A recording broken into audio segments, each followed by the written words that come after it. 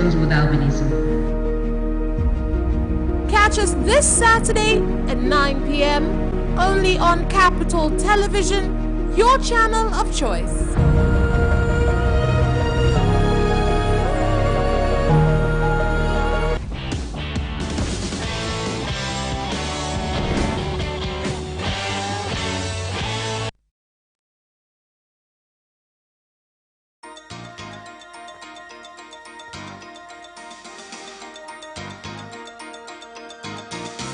Capital News tonight.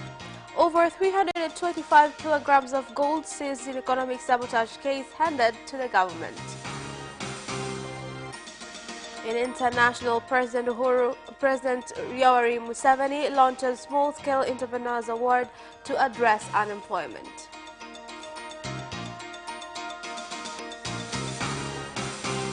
And in sports, TFF Cup final to be played tomorrow between Azam FC and the Poli FC.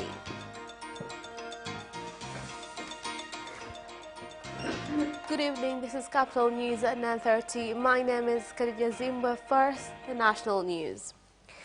319.59 kilograms of gold worth more than 27 billion shillings were seized by the government on a directive from the Mwanza Regional Resident Magistrate Court in the case of economic sabotage number 1 of 2019, were today handed over to the Deputy Permanent Secretary in the Ministry of Finance, Dr. Khatibu Kazungu, from the Mwanza branch of a Central Bank of Tanzania, where they had been stored.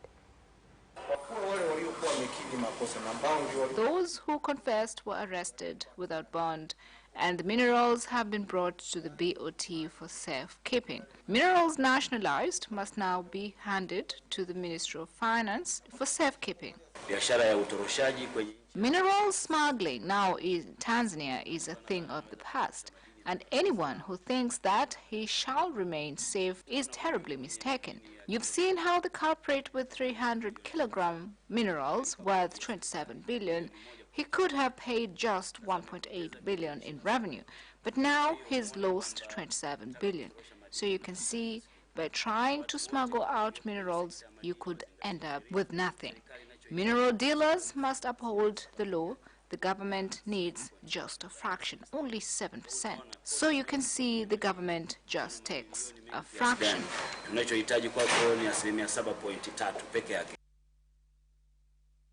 Members of Parliament have called upon the government to enable the Ministry of Land financially so that the ministry can plan for proper land use. The MPs said this during their contributions to the parliamentary debate on the budget of the Ministry of Land, Housing and Human Settlement Development, presented today with a request for 62.685 billion shillings.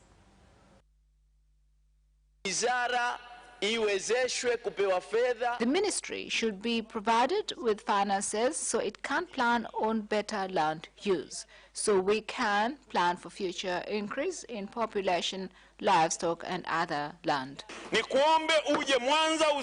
ask of you to come to Mwanza and speak to those who are living on areas with rocks and give them settlement certificates so that they can be assured when the master plan is applied, there should be no uncertainty. To strengthen existing land councils by supplying them with work implements as well as enough staff. The government should also make sure that officials are ethical so as to deal away with corruption allegations. To completely deal away with land disputes, then a budget must be set aside so that the ministry could deal with this challenge that is affecting progress of our people by not having land properly evaluated. You made a draft and we made a follow-up and involved regional commissioners and went to TAMISEMI too to carry an inspection in various areas. So all land disputes across the country is now documented.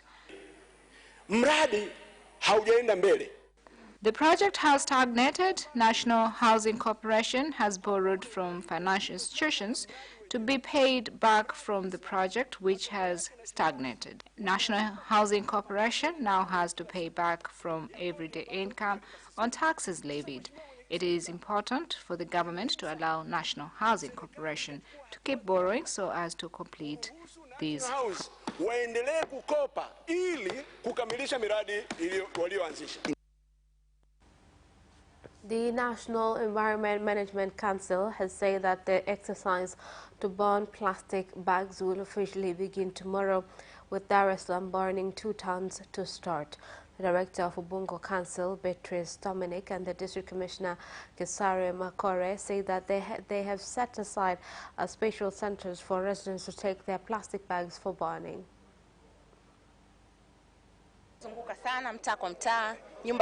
We have been going house by house, and so far more than 200 tons have been stocked up in warehouses from retailers, of which we will be destroying. So far in Ubungo, there is at least 749 patients. The government has taken some initiatives to address this. I urge the general public to take caution and keep the environment clean to stop mosquito breeding. We've also heard that there is an outbreak of cholera. So if we don't work together to keep the environment clean, then this will only get worse. Some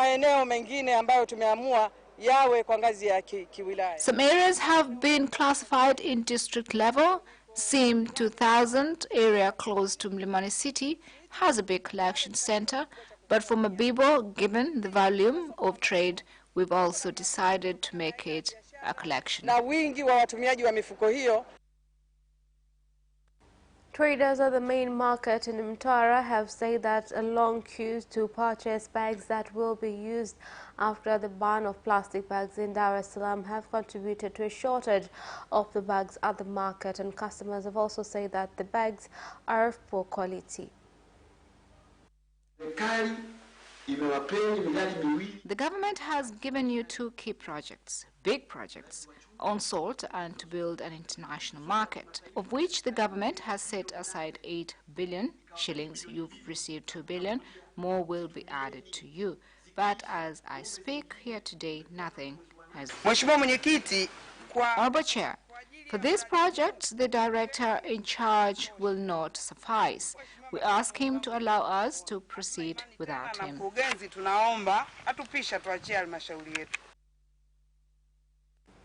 The Tanzania Bureau of Standards, TBS, has carried out a surprise inspection in various areas where food processing takes place, especially small-scale bakeries in Morogoro region, and discovered that there have been many violations of the regulations and rules set. One of these many violations involves the failure of properly supervise the question of sanitation. As a result of that, the TBS has suspended production at such bakeries for some time after discovering that a lot of dirt was present at such bakeries.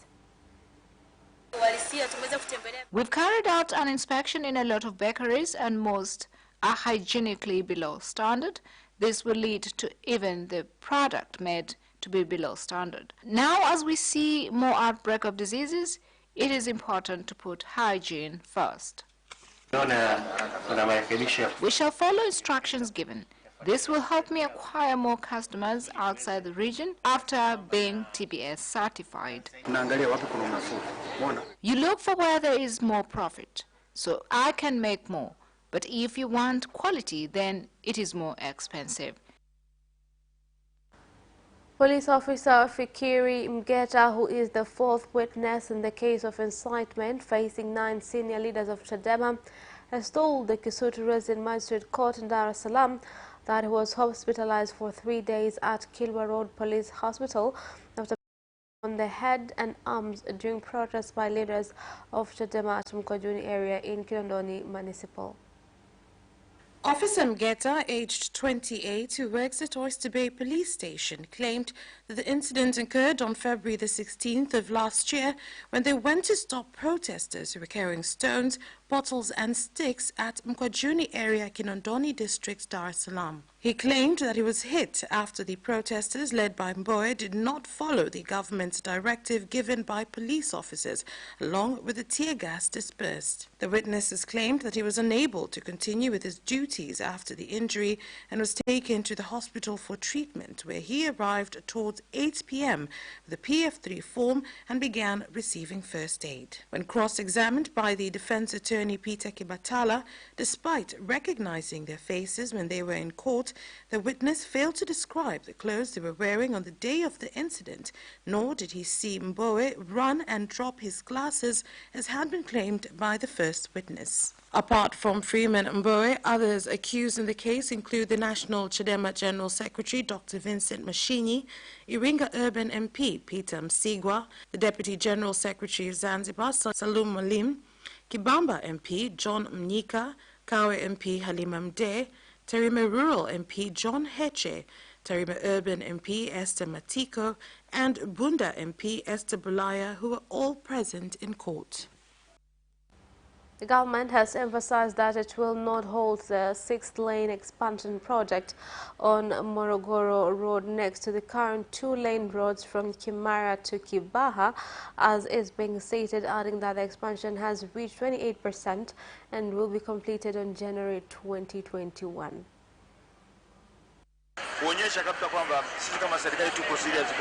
As the government, we are serious to see that this project is completed on time. Other projects are going on too, and the government is doing well in revenue collection. This Kimara-Kibaha Road project is meant to make it easy the lives of our people, constructed with our own finances.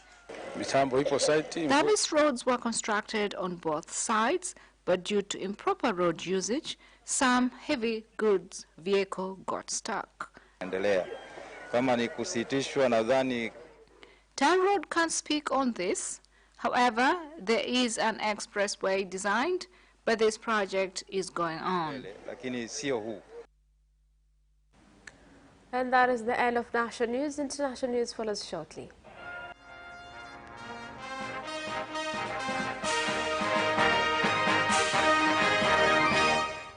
In international news, President Yoweri Museveni of Uganda has launched an award for small-scale entrepreneurs that will be given every year so as to give youth the motivation to employ themselves and become economically self-sufficient.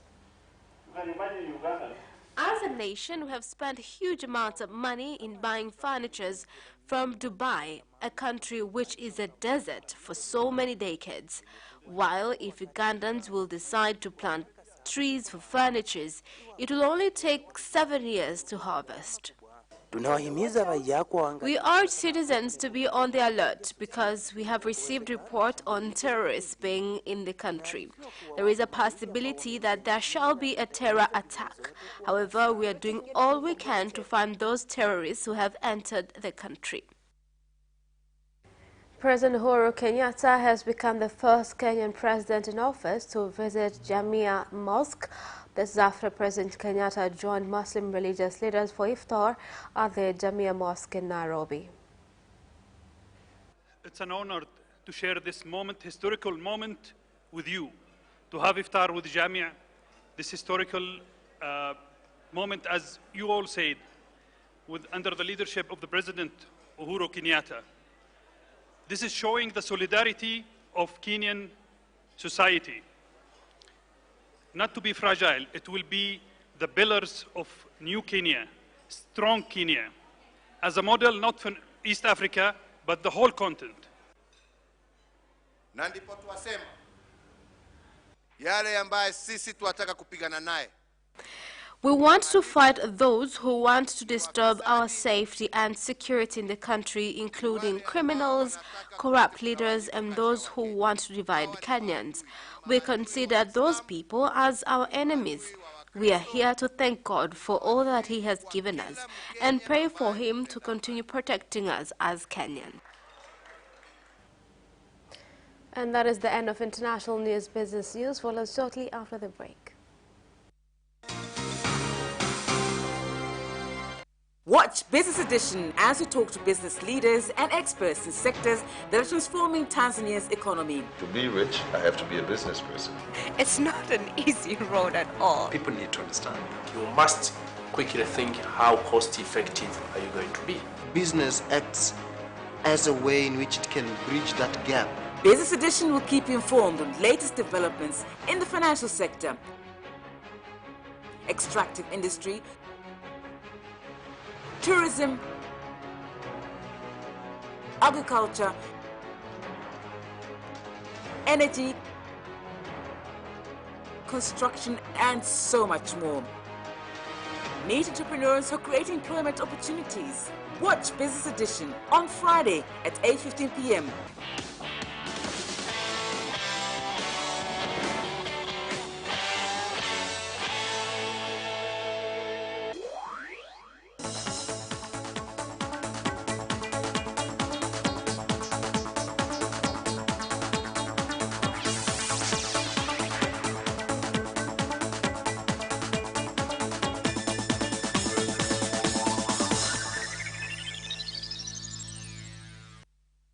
Back and in business news.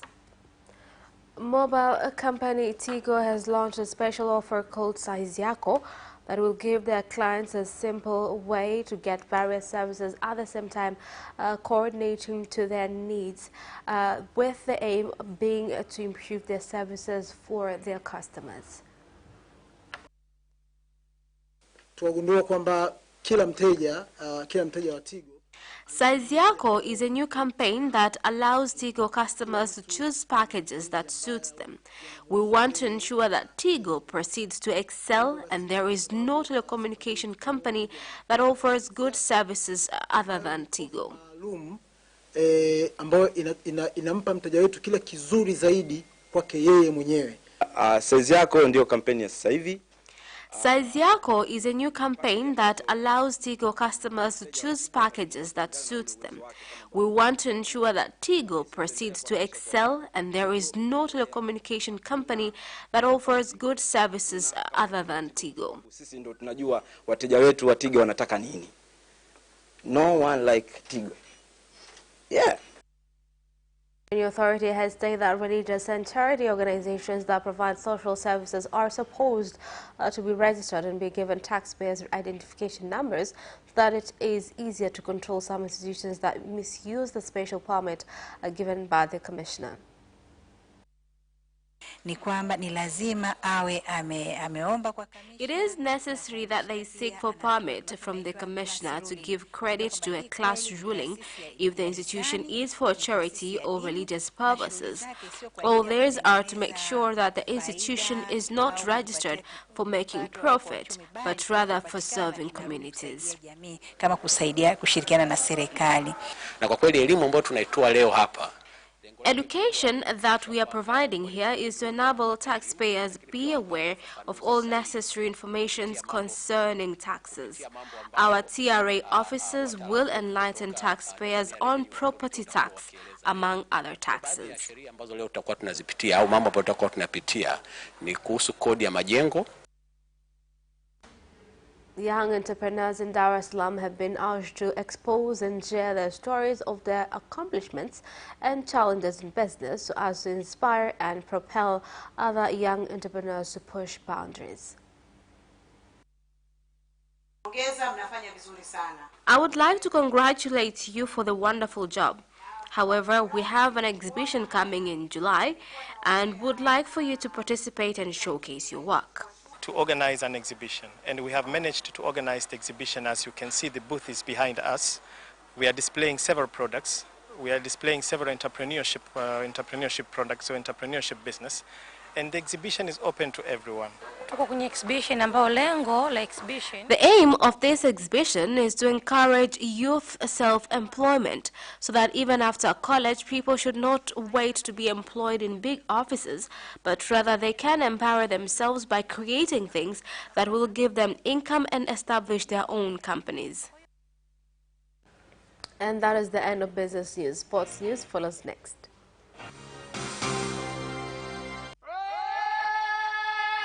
Hi, my name is Kotaro Tokuda. What's up? My name is Céline Garnier. I'm John Barnes from Liverpool Football Club. The hip hop, a hip it, the hip it, the hip hop. You don't stop the rockin' to the bang bang boogie. Say up, jump the boogie to the rhythm of the boogie to beat. Now what you hear? I'm watching Sports Gazette. I'm watching Sport Gazette. And you're watching Sports Gazette with Sebastian. With Sebastian. Peace out. Yes! And you can also watch Sports Gazette for highlights and interviews regarding sports. Do not miss Sports Gazette every Wednesday at 7 p.m. only on Capital Television.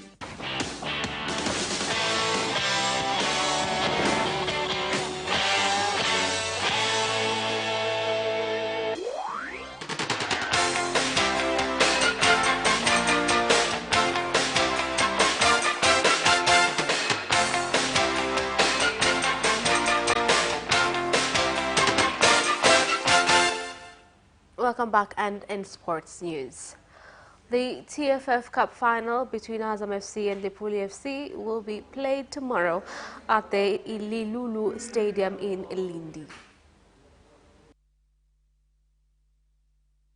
Kwa hiyo ingilio ni flat, kimekuwa normal kuhakikisha kwamba watu wanapata nafasi ya kuja kushuhudia mchezo huo. The entrance fee is flat. It has been put normal to make sure everybody comes to watch the game. It is a huge game, and the aim is not getting the entrance fee. The aim is to ensure that Lindi residents who have not had Premier League teams in a long time are getting big matches, because you can have a team in the Premier League, but to get a final match like this one is not often. We've always put friendly fees so that people can afford it. We did that in Dodoma and Arusha, and now we are doing it in Lindi. Our call is to the residents of Lindi and neighboring areas like Mtwara and other areas to come in large numbers tomorrow at Ilulu to witness this game, from which the winner will represent the country in international competitions, which start in August this season according to CAF calendar. Kinondoni has won the overall secondary schools competition Umiseta for Dar es Salaam region with 100 athletes making the regional team, which will compete at the national level. La mashindano mtakuwa mmetengeneza timu nzuri ya michezo mbalimbali. Since Toronto Raptors' first NBA season in 1995, the team and their fans have suffered through outright embarrassment and agonizing playoff defeats, waiting for their moment on basketball's biggest stage. Here's more on the report. The Raptors didn't just arrive on that stage for the first time, but showed that they belong with a gritty and resolute 118-109 win over the defending champions Golden State Warriors in Game 1 of the NBA Finals. For the Raptors to have any chance against the Warriors, it was believed they would need their star player, Kawhi Leonard, to continue his MVP-level performances. But in a series that may end up full of surprises, it wasn't Leonard who dominated, but forward Pascal Siakam and his career-best 32 points. Siakam led all shooters with an 82.4% field goal percentage. His emphatic rejection on a Draymond Green layup with just over 6 minutes remaining in the fourth quarter allowed the Raptors to maintain their 11-point lead. Former Chelsea manager Antonio Conte has been appointed head coach at Internazionale, the Serie A side have announced. Here's the story. Management having been sacked by the Blues at the end of the 2017-2018 season. Conte spent 2 years at Stamford Bridge, winning the Premier League in his first season and the FA Cup in his final match in charge in May 2018. The Italian replaces the sacked Luciano Spalletti at the San Siro after the Nerazzurri finished fourth in Serie A this season, 21 points behind champions Juventus. Ex-Italy boss Conte will be charged with closing the gap on his former side, which he led to 3 league titles in 3 seasons as manager between 2011 and 2014. Manchester City have turned down an offer of £80 million for 80 million euros rather for their winger Leroy Sane for Bayern Munich. Here is more on the story. The German champions are keen to sign the 23-year-old with 2 wide players, Arjen Robben and Frank Ribery, leaving this summer, and will now consider whether they are to make a new improved bid. The German international did not command a regular starting place in the City team last season, but the manager Pep Guardiola is keen to keep him. The Spaniards said after the FA Cup final, which City won 6-0 against Watford to complete a domestic treble, "We offered to extend his contract. We want him to stay. What proof is more? For 6-7 months, we want to extend his contract. If we don't want him, we don't extend his contract." Last week, the Bayern Munich chairman, Karl-Heinz Rummenigge, confirmed that Bayern are hoping to sign Sané. And that sports item ends our news bulletin for tonight. My name is Khadija Zimbwe. Thank you for watching and good night.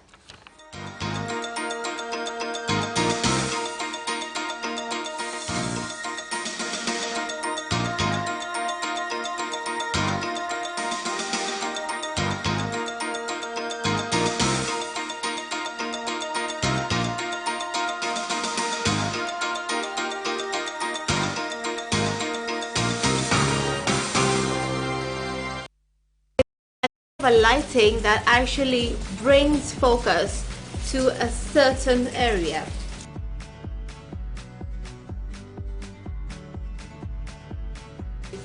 Lakini nikasema kwa nini hii bomba ambayo inatoa maji, nikafikiria kwa nini kusiwe na mwanga. Sasa sio maji ila mwanga unatoka sasa badala ya maji. So nikaja na hii idea ya kutengeneza taa kwa kutumia bomba za maji. Now, mpaka sasa hivi wateja wako wakubwa ni watu wa aina gani? Wateja wakubwa. Join us on Saturday at 7:30 p.m. on your favorite channel, Capital TV.